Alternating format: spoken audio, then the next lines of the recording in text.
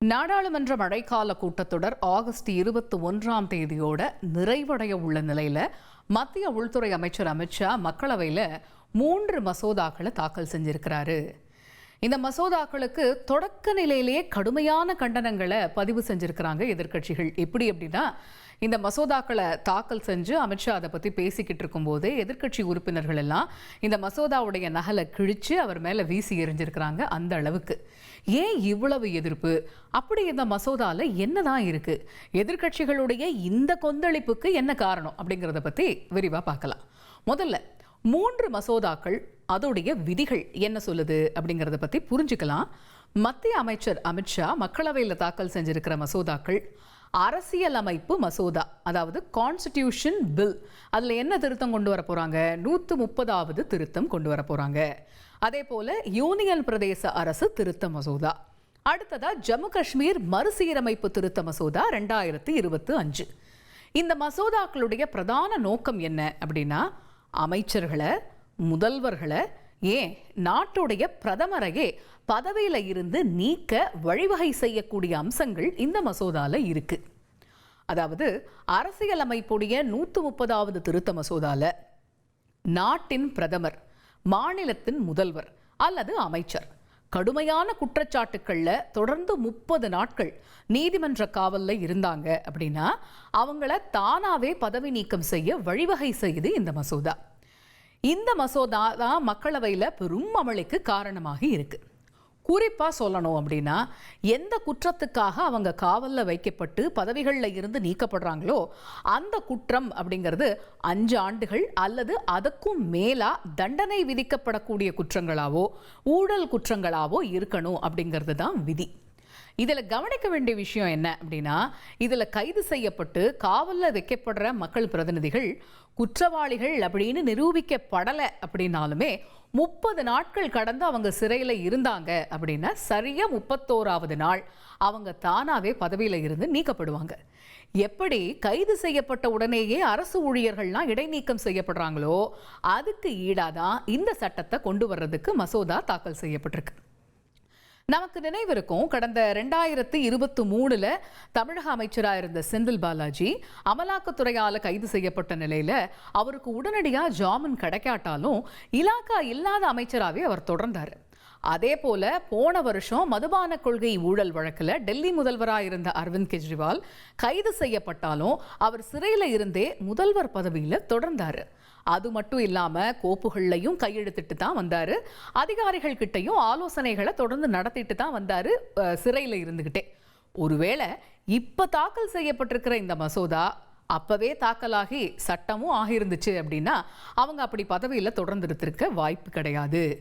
அது மட்டும் இல்லாமல் இது பண மோசடி தடுப்பு சட்டத்தை தான், அதாவது PMLAன்னு சொல்கிறாங்க இல்லையா, அந்த பண மோசடி தடுப்பு சட்டத்தை தான் நமக்கு இங்கே நினைவுபடுத்துது. காரணம், இது சமீப காலங்களில் பல எதிர்க்கட்சி தலைவர்களை கைது செய்ய EDயால் பயன்படுத்தப்படக்கூடியதா எதிர்க்கட்சிகள் குற்றம் சாட்டிட்டு வந்தாங்க.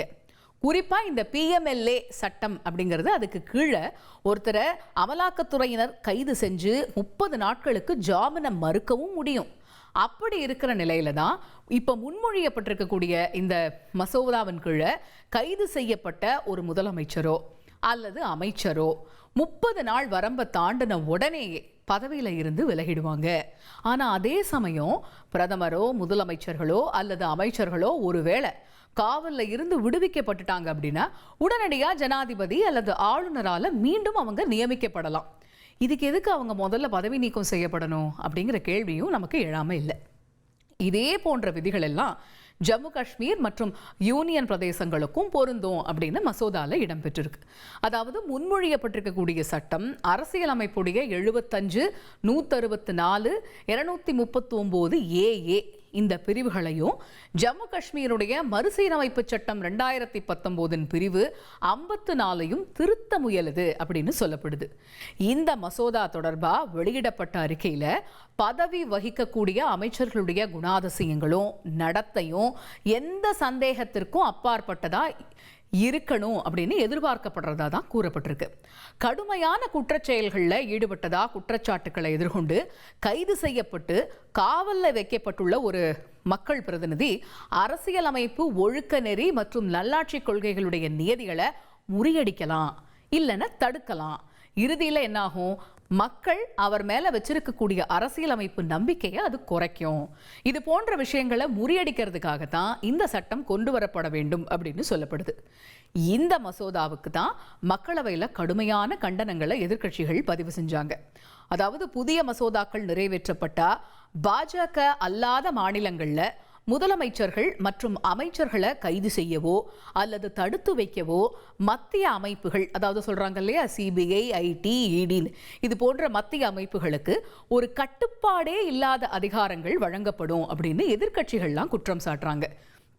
குறிப்பா எதிர்க்கட்சிகளை சீர்குலைப்பதற்கான சிறந்த வழிவகுக்கும் இந்த மசோதானோ, எதிர்க்கட்சிகளை சேர்ந்த மாநில முதல்வர்களை கைது செய்ய பாரபட்சமான இந்த மத்திய அமைப்புகளை கட்டவிழ்த்து விடுறதுக்கும், தேர்தல் முறையில் அவங்கள தோக்கடிக்க முடியாட்டாலும் தன்னிச்சையான கைதுகள் மூலமா அவங்கள அகற்றுவதும் தான் இந்த மசோதாவுடைய பிரதான நோக்கம் அப்படின்னு காங்கிரஸ் குற்றம் சாட்டுது. இந்த மசோதாவை மத்திய அமைச்சர் அமித்ஷா நாடாளுமன்ற கூட்டுக்குழுவோட பரிசீலனைக்கு அனுப்பியிருக்கிறாரு. இனி அடுத்தடுத்த கட்டங்களில் இந்த மசோதா எப்படி போக போகுது, எதிர்க்கட்சிகள் இதுக்கு எப்படி ரியாக்ட் பண்ண போறாங்க, இது சட்ட ரீதியா இவங்க இதுல ஏதாவது பண்ணணும்னு எதிர்பார்ப்பாங்களா, இந்த மாதிரியான விஷயங்களை பின்வரும் நாட்கள்ல தான் நம்ம தெரிஞ்சுக்க முடியும். அதிமுக்கிய விவரங்களை அனைவருக்கும் புரிய வைக்கும் பாட்காஸ்ட். தவிர்க்க முடியாத முதல் மக்கள் வளைகுடா நாடுகள் பிரான்சிஸுக்கு பிரியா சம்பவங்களை தேடி களத்திற்கே உங்களை அழைத்துச் செல்லும் ஸ்பாட்லைட். அங்க இருக்கக்கூடிய கள விவரங்கள் என்ன? அமலாக்கத்துறை கடந்த 5 வருஷமாவே சார் எனக்கு ரொம்ப பிடிக்கும் அவர் வர்றதுக்காக. எங்களுடைய நியாயமான கோரிக்கை. Even at the cost of stopping. பார்வையாளர்களையும் செய்திக்குள் பங்கெடுக்க செய்யும் மக்கள் குரல். 50 ரூபாய் எங்களுக்கு தண்ணிக்கு ஒரு தீர்வே இல்லைங்க. 10 வருஷமா எங்களுக்கு சரியான ஒரு விடிவு கிடைக்கவில்லை. 60,000 ஏக்கருக்கு தான் கேட்கிறோம், பிச்சை கேட்கறாங்க.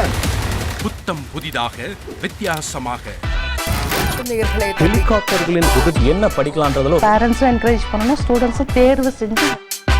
எனக்கும் சீமானனுக்கும் பெரிய வித்தியாசம் இல்லைங்க. ஒரு பாயிண்டா சொல்லணும். உங்களுக்கான தலைவர்களை பொழுதுபோக்கு தளத்தில் தேடாதீர்கள், போராட்ட களத்தில் தேடுங்கள். அனைத்தும் உங்களுக்காக. எப்போதும் இணைந்திருங்கள் தந்தி டிவியுடன். தவிர்க்க முடியாத தம்ப்நெயில்ஸ், கலக்கலான கண்டென்ட்ஸ், சினிமாவும் சீரியஸ் பிரச்சனைகளும், பல வருடங்கள் தளபதி விஜய் கலகலப்பும் கைகலப்பும். Me too, love you. Thank you so much. Mass ஏத்துறது ஏற்ற தெரிக்குதுனாலே டன்னு தான். பிரேக்கே இல்லாமல் பிரேக்கிங் நியூஸ் சொல்லும் தந்தி டிவி ஆப். இன்ஸ்டா தலைமுறை வரை இறங்கி அடிக்கும் தந்தி டிவியின் டிஜிட்டல் எக்ஸ்க்ளூசிவ். அது தண்ணிக்குள்ள போகும்போது ஹேங் ஆயிடுச்சு. உங்களுக்கு விஜய் சார் எந்த அளவுக்கு ரொம்ப பிடிக்கும்? Of course, Malayalis are huge Vijay sir fans. ரெண்டு பேருமே ரொம்ப பிடிக்கும் எனக்கு. தந்தி டிவி ஆப்பை இலவசமா டவுன்லோட் செய்யுங்க,